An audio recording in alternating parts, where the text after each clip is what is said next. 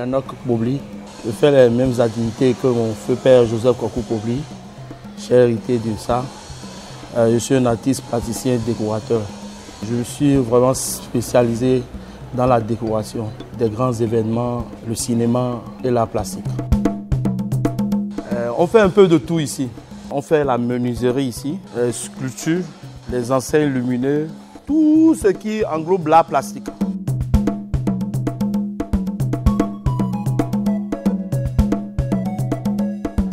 J'ai eu à réaliser le décor de King Voice, Kounavab, les défilés de mode de Vlisco, l'exposition Mino, le géant décor de la soirée des champions Gala au CIC.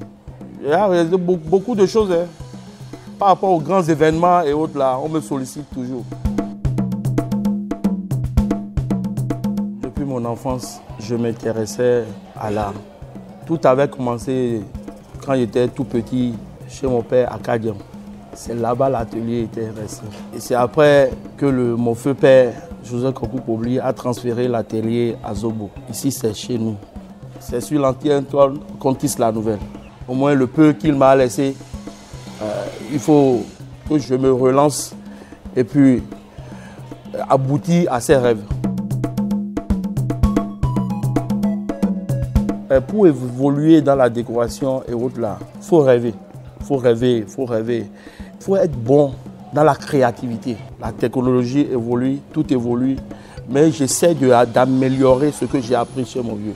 Dans ma décoration, j'ai l'habitude de faire la performance des sculptures, les poteaux avec des staffs et autres là.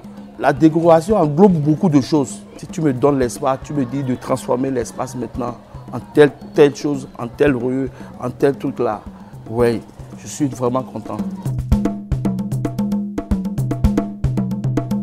L'arrivée des bâches favorise beaucoup de personnes, mais nous les artistes, sincèrement, ça nous ruine un peu. Parce qu'on ne sent pas l'authenticité. On ne reconnaît plus la valeur de l'art. Et beaucoup de gens perdent la main. Parce qu'au temps de notre vieux, pour écrire les banderoles, quoi que ce soit, c'est avec la main, on écrit ça. Aujourd'hui, à cause des bâches, quoi que ce soit, regarde, les gens ne veulent plus travailler. Tout le monde perd la main, mais ce n'est pas bien.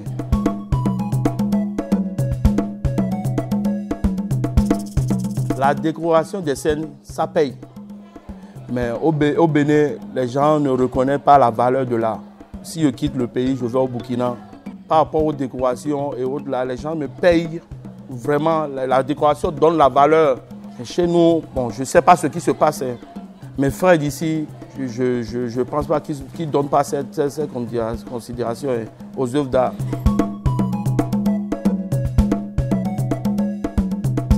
Je ne peux pas dire qu'on est nombreux. Il y a des décoratrices par-ci, par-là, des décorateurs de fêtes, des décoratrices de fêtes. Mais nous, on n'est pas nombreux parce qu'on a aux touches uniques. Donc c'est à cause de cela les gens nous sollicitent vraiment pour les grands événements. Chaque décoration a ses tarifs. Ça dépendra de ce que le client veut. Je fais des décorations de 500 à 8 millions, 9 millions. Ça dépendra de ce que tu veux, quoi. On va demander à notre gouvernement de veiller un peu sur nous les artistes parce que notre vie, sincèrement, la manière dont qu'on traite les artistes au Bénin, c'est pas bien. Il y a beaucoup d'artistes qui meurent comme ça. On a trop de génie, on a beaucoup de génie au Bénin. On a beaucoup de jeunes qu'on est en train d'initier et si tu les vois, tu vas voir, ils ont le goût. Les moyens, c'est ça qui crée un peu l'ennui. Je veux voir notre pays, le Bénin, comme la culture de Burkina a évolué. Même le Togo qui est prêt. Parce qu'on ne va pas mourir avec ce qu'on a dans la tête. Il faut qu'on enseigne ça à nos frères et à nos sœurs. C'est ça.